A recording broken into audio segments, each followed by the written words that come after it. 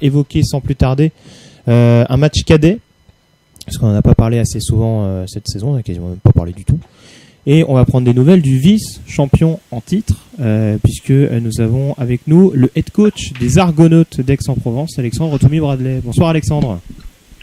Bonsoir tout le monde. Comment vas-tu ? Ça va bien et vous ? Super, hein, après une grosse victoire, ça fait toujours du bien. C'est ça, parce qu'on avait quand même alors j'allais dire un mini-choc, mais ça reste quand même une affiche assez importante, notamment au niveau des catégories jeunes. Argo Dauphin, et donc une victoire des Aixois. C'est 59-6 le score ? Exactement, 59-6. On s'attendait à un match, on va dire, un petit peu plus difficile que ça, mais on va dire que les gamins se sont bien régalés comme ils devaient le faire, tout simplement. D'accord. Alors, je parlais du fait de faire un point sur le vice-champion de France en titre. Il y a eu beaucoup de modifications par rapport au groupe de la saison précédente ?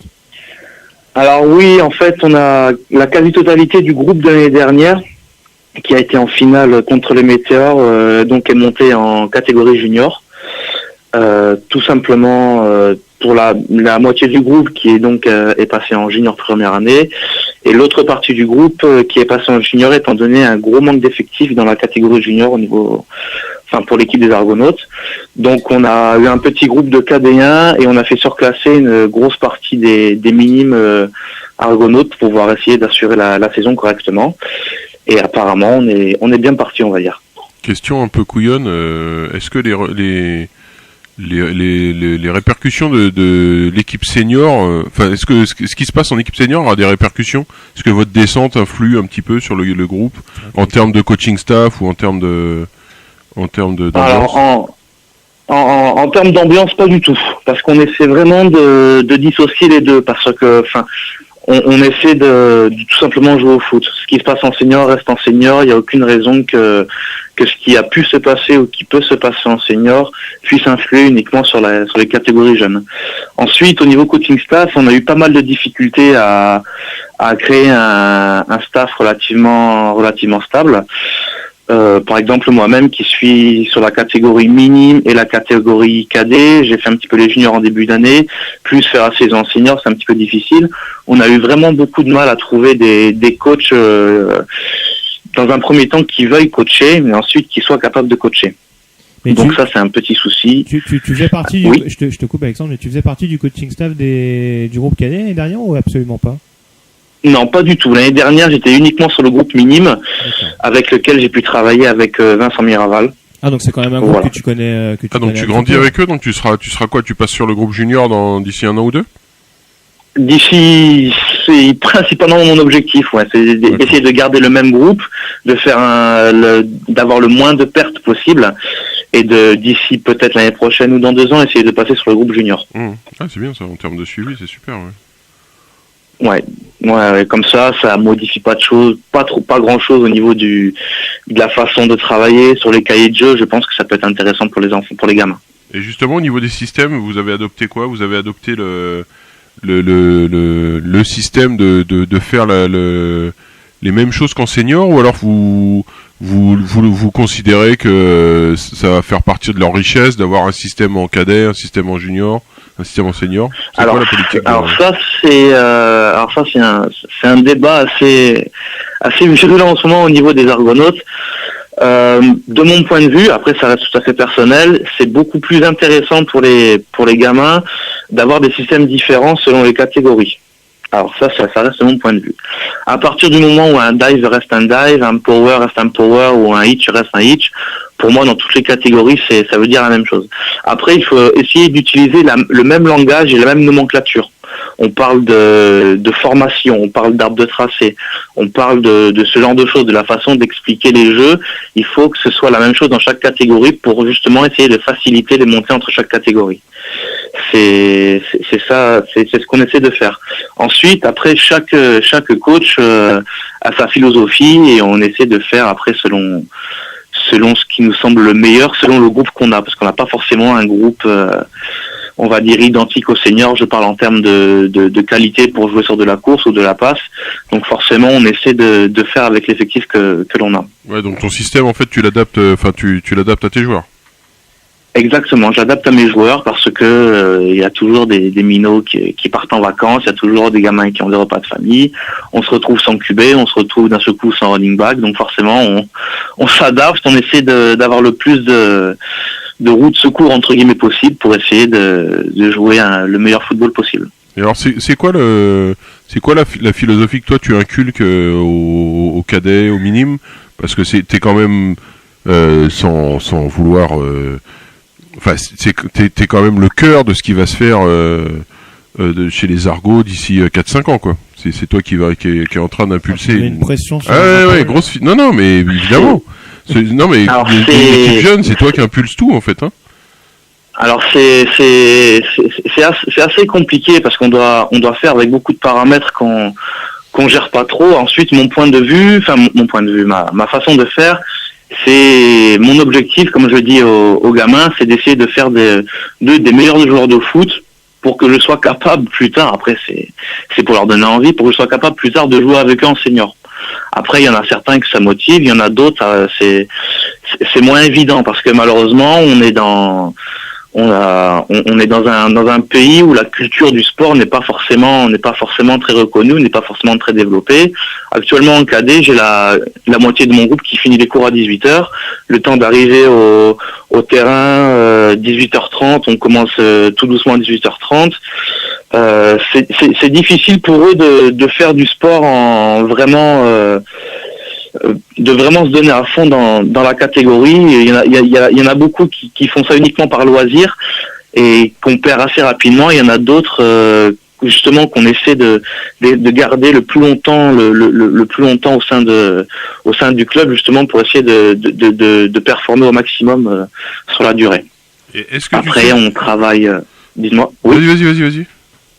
Après on essaie de travailler forcément tous les fondamentaux, donc j'essaie de me former un maximum. Donc il y a des formations qui sont faites par le Pôle Sport de Toulon où je suis allé dernièrement. Je vais chercher beaucoup d'informations auprès de mes coachs seniors en défense, en attaque. Je vais sur le net. J'ai de la chance aux Argonautes d'avoir une grosse bibliothèque de documents, de DVD, de m'enrichir au maximum justement pour pouvoir essayer pour proposer quelque chose de qualité aux jeunes et que ça puisse perdurer dans le temps. Et est-ce que tu fais partie de ceux qui pensent que l'avenir des jeunes entre guillemets passe par des écoles de formation et des espèces des sortes de sport-études en fait? Tu penses à quelqu'un en particulier? Non, mais savoir si c'est dans la politique du club et de Victor de faire ça. Alors après, c'est vrai que Victor, je pense qu'il a beaucoup de taf, mais... Ouais, je pense pas. Je pense que c'est un souci tout à fait, proprement culturel, parce que quand on va dans d'autres pays, notamment nordiques, on se rend compte que les gamins ils font facilement du sport, ils s'accrochent facilement à une activité extrascolaire. On le voit en Angleterre, les gamins l'après-midi ils font du sport, donc ensuite c'est beaucoup plus facile de se rattacher à une activité sportive, et donc c'est pas forcément la peine de créer des pôles ou ce genre de choses. Après, ça ne regarde que moi, mais on encourage au maximum les gamins à aller dans les pôles, à aller dans ce genre de choses, si c'est possible. J'ai déjà quelques joueurs qui l'année prochaine partiront à Toulon, mais uniquement au pôle espoir, et qui resteront licenciés Argonautes. S'ils ont l'occasion de progresser dans une structure qui est faite et qui est créée pour eux, ça sert à rien de leur mettre des bâtons dans les roues. Voilà. D'accord.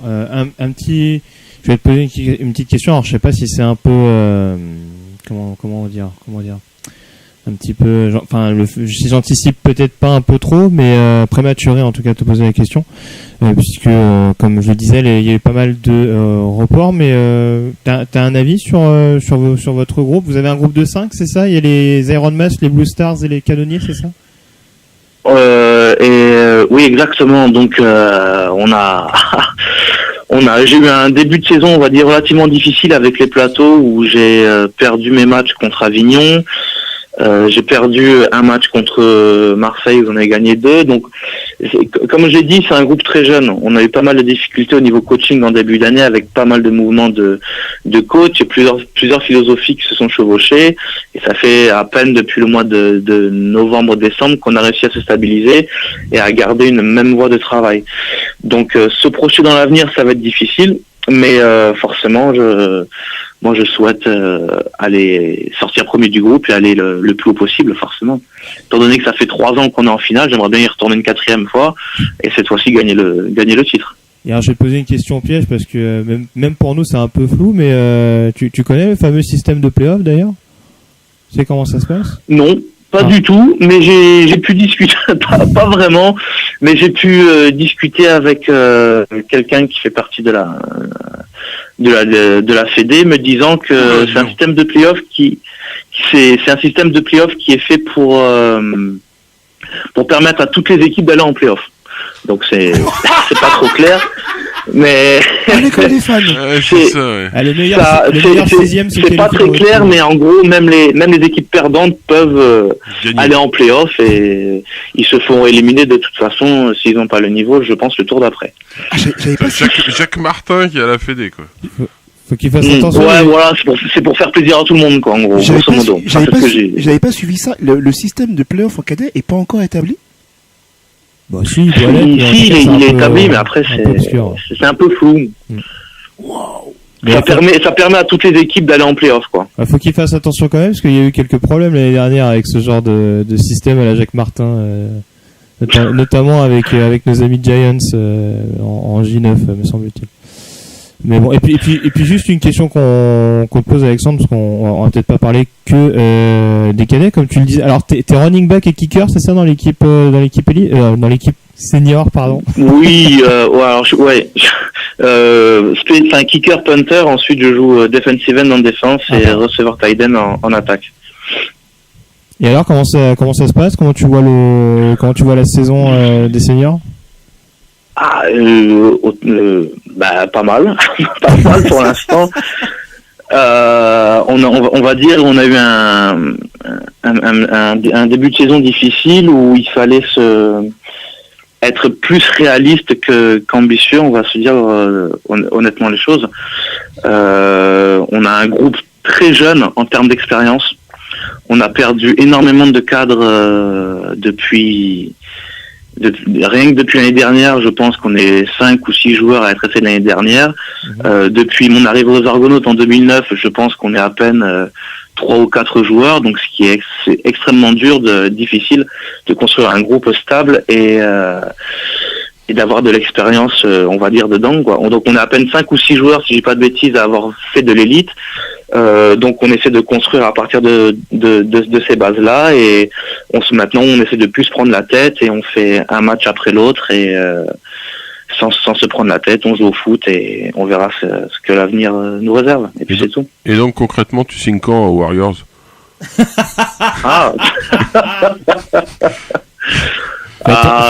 pense pas. T'es peut-être déjà dans le viseur. C'est pas d'actualité. C'est pas d'actualité. Oui, il y a des chasseurs de tête redoutables apparemment là-bas. Il paraît. Bon, écoute, on te remercie en tout cas, Alexandre, d'avoir été avec nous. Et puis, alors juste une petite dédicace peut-être au cas où. Un petit bonjour à tous mes cadets qui m'écoutent, je pense, parce que je leur ai dit de tous se mettre devant l'ordinateur avant d'aller se coucher, bien sûr, après les devoirs, et à tous les Argonautes qui m'écoutent et à mon ancien club, les Vikings de Lille qui m'écoutent également. Moi j'ai un truc à rajouter, c'est que j'ai appris que vous aviez le fils d'un ange bleu qui jouait chez vous, donc le fils de Thierry Moda, ouais. Ah oui, exactement, oui, Fabien, ouais. Et ouais. Donc parce que j'ai rencontré son père la semaine dernière et il m'a appris ça, je savais pas du tout. Donc voilà. Donc félicitations d'avoir hérité du meilleur des anges bleus. Il y a pas de souci, j'en prépare. Par contre, t'es passé de Villeneuve d'Ascq à Aix-en-Provence. En termes de temps. Choc thermique quand même, non? Ouais, j'avais envie de jouer au foot dans dans un club en première division. Ailleurs que dans la boue. Ailleurs que dans... J'ai pas parlé du terrain, j'ai parlé des conditions climatiques. Juste encore une petite dernière chose avant que quelqu'un rajoute quelque chose.